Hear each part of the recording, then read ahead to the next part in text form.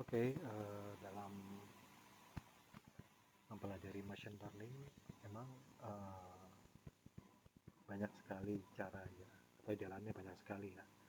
Jadi kalau teman-teman searching di Google atau searching di YouTube, kemudian dengan the single word machine learning atau deep learning atau AI, maka akan muncul beberapa banyak video tutorial yang akan menjadi informasi buat teman-teman semua. Namun ada kalanya di dalam mempelajari machine learning kita malah menjadi kebingungan karena banyak sekali opsi-opsi atau informasi yang bisa kita dapatkan.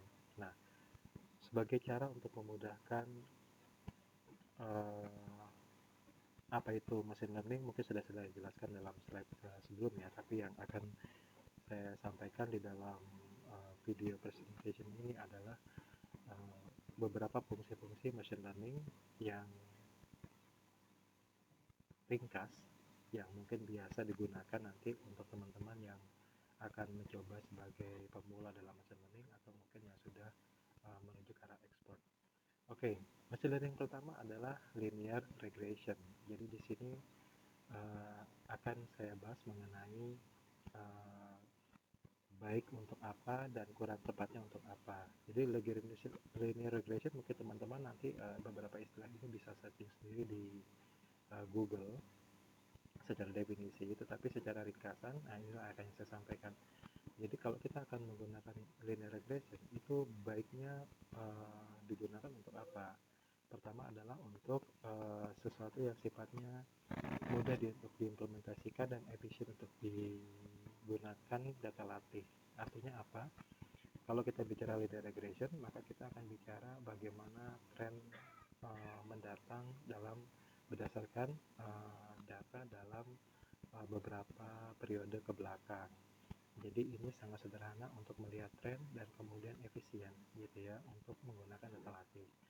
Kemudian overfitting can be reduced by regularization. Jadi kita bisa mengcropping data apa saja yang akan kita fokuskan. Jadi di sini kita bisa menyesuaikan data yang akan digunakan sehingga tidak terjadi overfitting.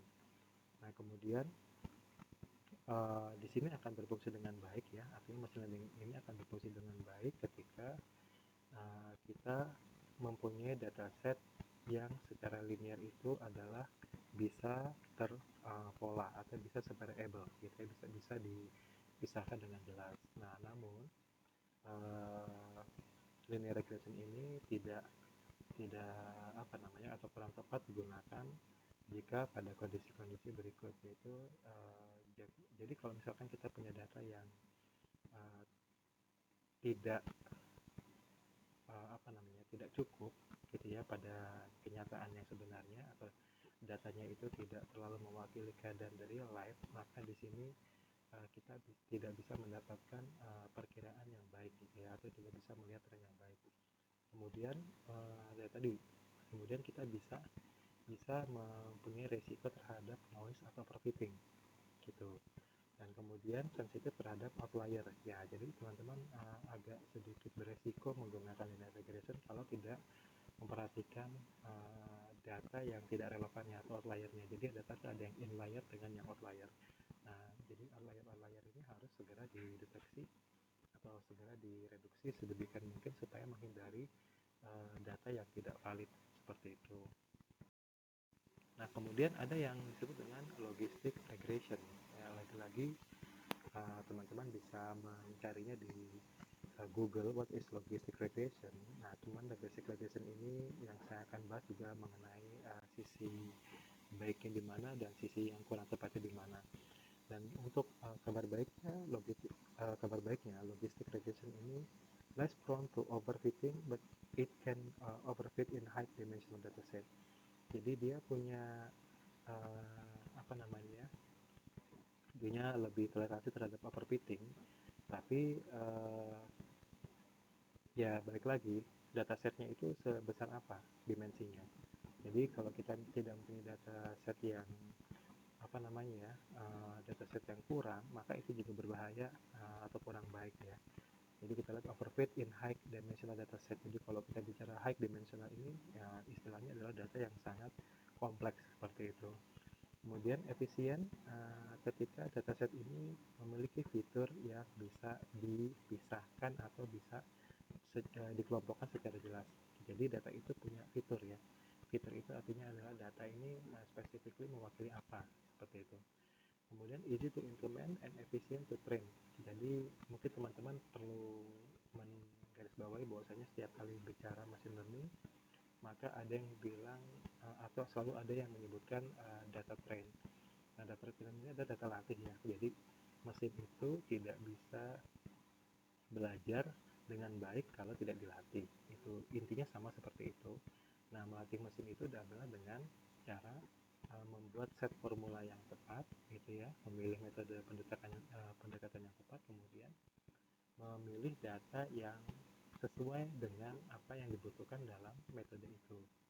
Nah, kekurangan dari logistic regression adalah tidak baik digunakan untuk observasi yang datanya itu nggak cukup dari yang dibutuhkan.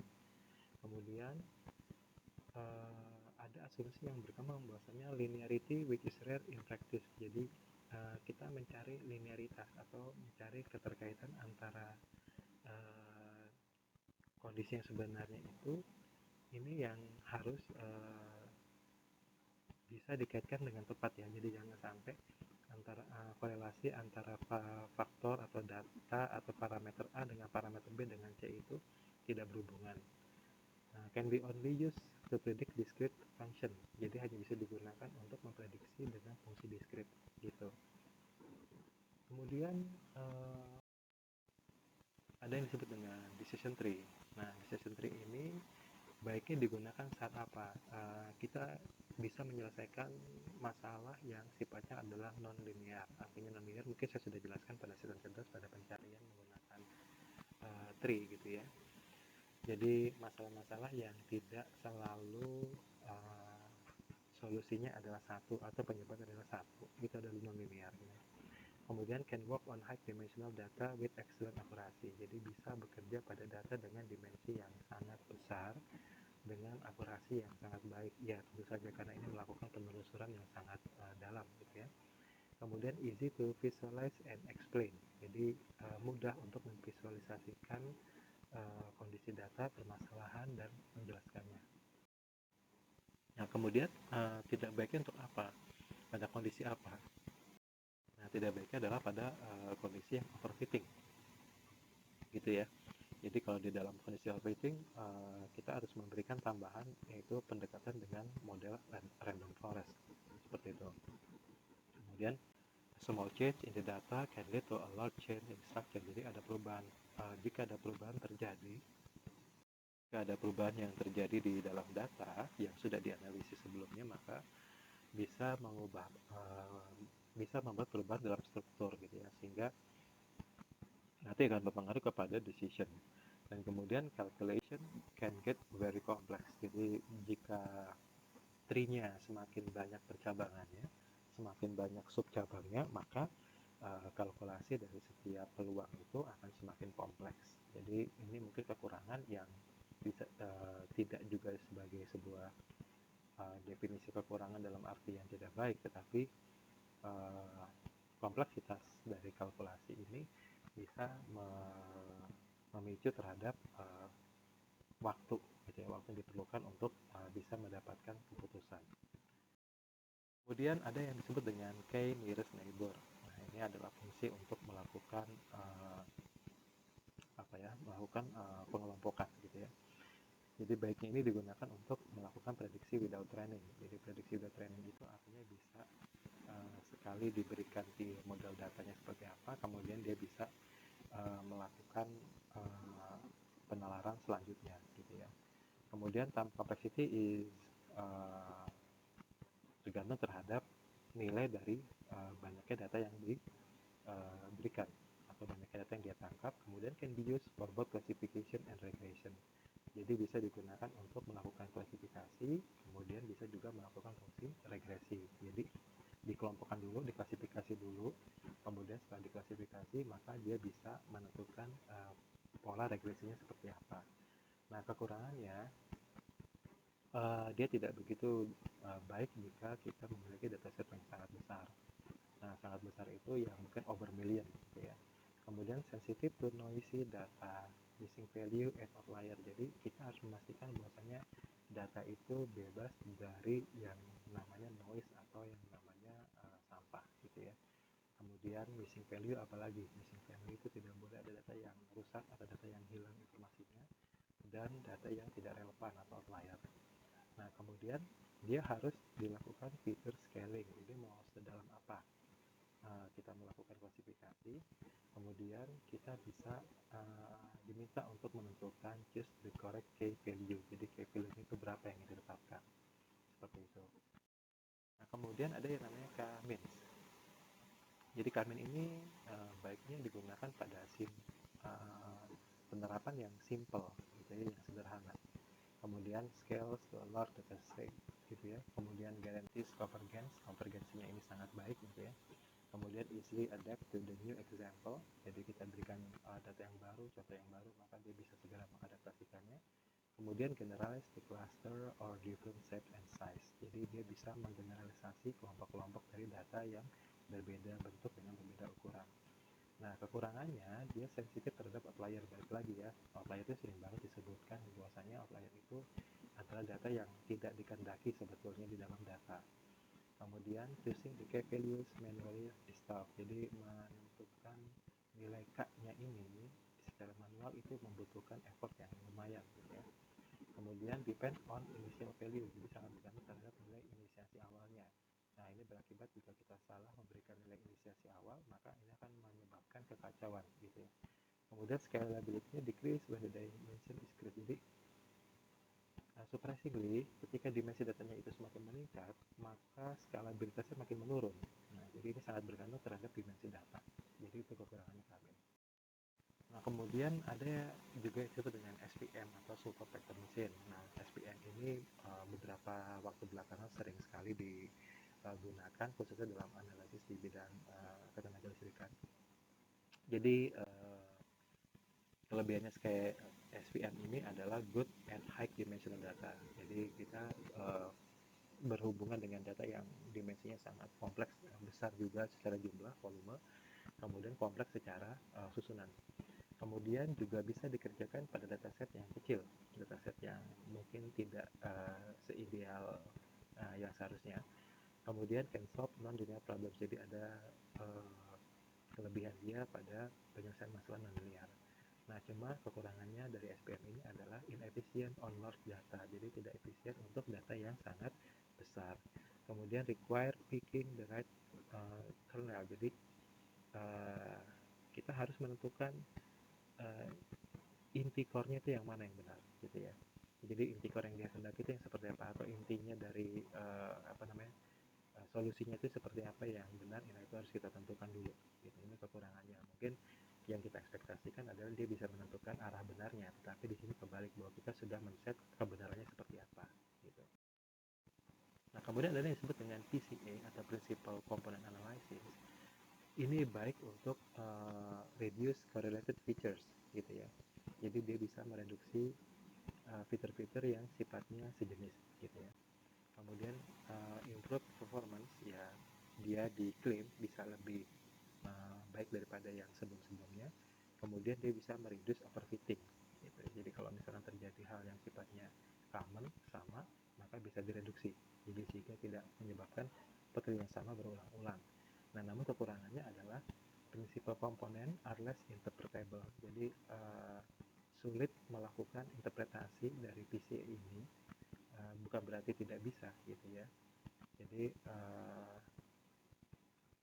nilai interpretable-nya itu tidak sebaik yang lain, gitu ya. Kemudian ada information loss, sangat dimungkinkan adanya information loss.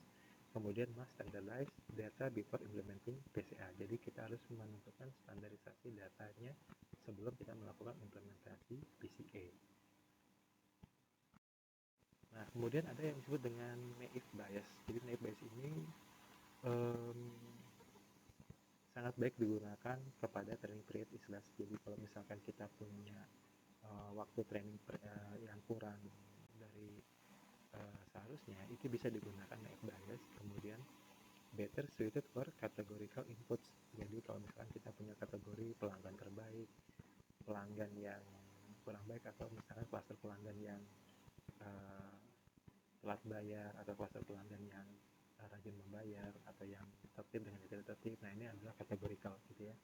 Kemudian easy to implement.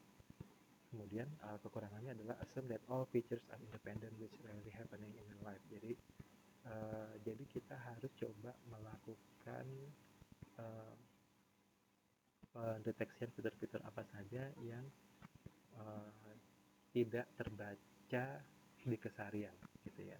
Kemudian ada zero frekuensi, nanti silakan di searching lagi ke Google zero frekuensi.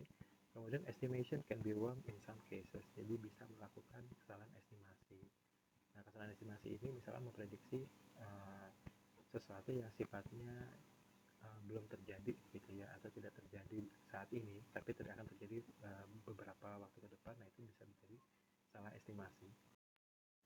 Kemudian ada yang disebut dengan ANN. Jadi ANN ini adalah salah satu pendekatan yang digunakan dalam machine learning yang sifatnya neural network gitu ya, artificial neural network. Jadi di sini have a fault tolerance gitu ya, jadi punya toleransi terhadap kesalahan. Kemudian have the ability to learn and model nonlinear and complex relationship. Kemudian can generalize unseen data. Jadi dia itu punya kelebihan adalah fault tolerance ya, karena dia bisa automatically melakukan correction gitu ya. Kemudian kekurangannya dia apa? Long training time. Jadi untuk melakukan training memang tidak mudah, karena dari jaringan neural networknya ini bisa sangat berkembang gitu ya. Kemudian non guaranteed convergence, jadi ada ketidakpastian konvergensi. Kemudian black box gitu ya, maaf, hard to explain solution. Kemudian hardware dependence, ini sangat bergantung terhadap kekuatan processingnya. Kemudian require user ability to translate the problem. Nah, ini adalah kekurangan dari ANN. Kemudian ada boost. Nah, ada boost ini mungkin tidak semua orang familiar mendengarnya saat ini, tapi ada boost ini banyak digunakan untuk menganalisis juga di dalam kelistrikan gitu ya. Ini dia berfungsi dengan baik kepada overfitting. Jadi dia lebih tahan terhadap overfitting, kemudian akurasinya tinggi, kemudian mudah untuk dipahami dan divisualisasikan. Nah, namun kekurangannya balik lagi, ada kekurangan pada noise data. Kemudian affected by outlier, jadi outlier ini akan mempengaruhi dari nilainya. Kemudian not optimized for speed, jadi kita tidak mencari kecepatan di dalam algoritma ini.